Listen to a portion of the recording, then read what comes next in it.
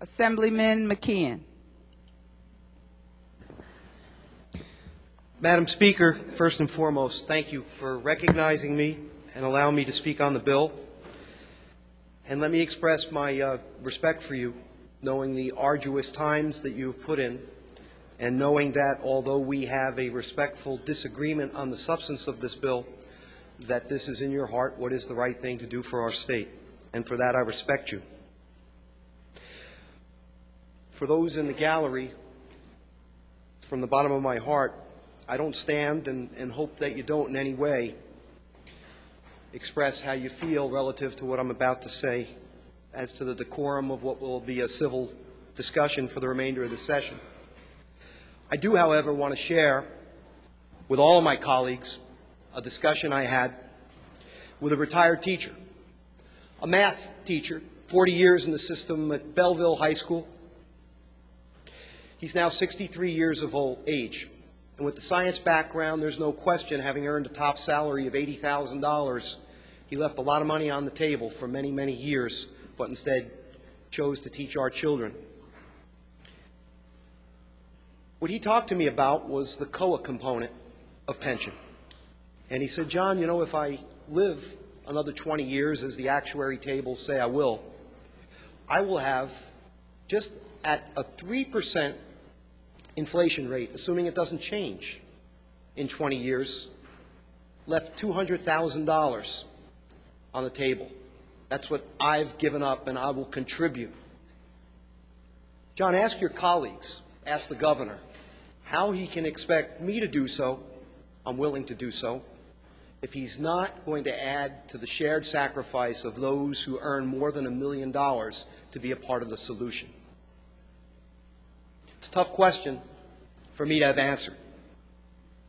I'm going to speak to you in a way that I never hoped more that I'm going to be wrong as to what I'll predict will happen based upon the law that we may indeed pass today.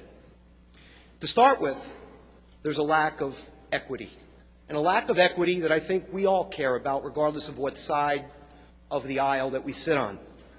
Our current health benefit plan has a family plan, a single plan, a member plus one, and a member plus a child.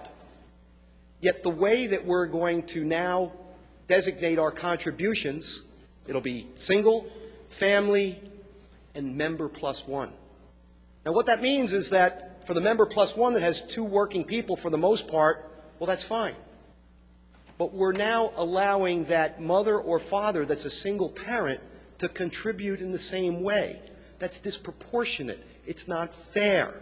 It shouldn't be that way.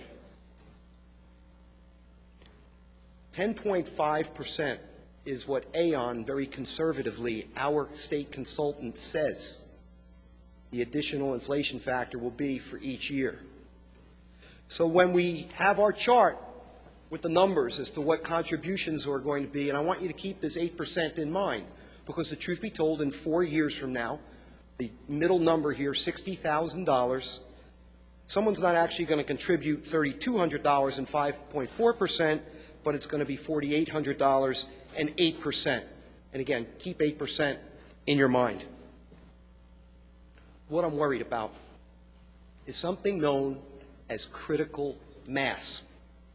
Now, I'm not an insurance expert, but I know the way insurance works is that you need a lot more healthy people than ill people in order to make the concept work.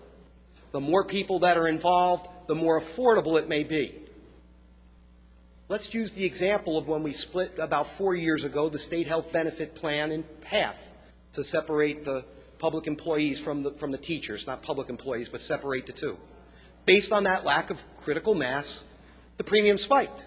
We know that from our own experience.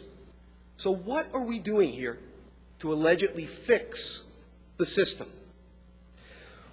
What we're doing is having a bunch of different options. And so people that are healthy, of course, you know, the concept sounds smart, as opposed to it's based on a percentage of your salary, and so you'll just pick the best plan. Make it a percentage of the plan cost. If you're a healthy person, you're going to go with bare bones, right? You're going to go with the highest deductibles because you're healthy. So all the people that are a little bit older or know of a condition, they're going to go in the more expensive plan. And guess what's going to happen? It's going to get more expensive. And even more because the people with bare bones, when maybe they start a family or maybe when they get ill, because of the unique aspect of the benefit system that has open enrollment every year, the sick people in the bare bones plans are then going to go into the more extensive plan. Cost skyrocketing. And what that will in effect do after about 4 years is make it so unaffordable for people in bare bones that we're going to create a class of underinsured individuals. That's what this concept is going to result in, and that's what we're going to be left with in 4 years. And what will the plan designers do? The committee that we've basically given our job to eliminate health care mandates, to create, modify, or terminate at their sole discretion those health care mandates. Faced with these big numbers that all of a sudden these policies are going to cost among these options, will they care so much about the few that have children that are in need of hearing aids? Are they going to care so much about those who need to be treated for the ravages of alcoholism? Are they going to care so much about those with developmental disabilities that need to get occupational therapy? Are they going to care so much about women after mastectomies who need reconstructive surgery? All mandates that we in our wisdom put forward that this plan now will be forced to remove. That, in my view, is what this fix brings. Forgetting for a moment about collective bargaining and all of that, just look at what we're doing, which in my view, and I hope I'm wrong, but the science and the experience says differently, is going to create a bigger problem. And my last point, that 8%. In 4 years, the federal health care regulations kick in. And what it says is that any employer, and that's us, or the towns, or the Board of Educations, who has employees that contribute more than 8% to their health care, well, they either have to get supplemented or you get fined $3,000 an individual.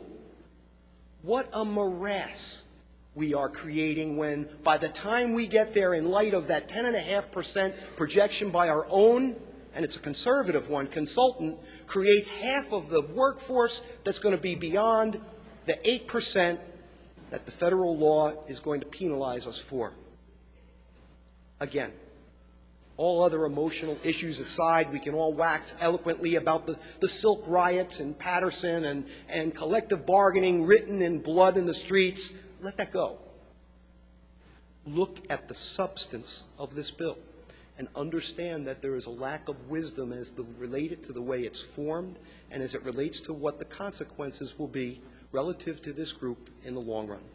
Madam Speaker, again, I have the utmost respect for you and respectfully set forth what my opinion is to the contrary. And I encourage all of my colleagues to vote against this for further amendment. Thank you. Thank you, Assemblyman McKeon.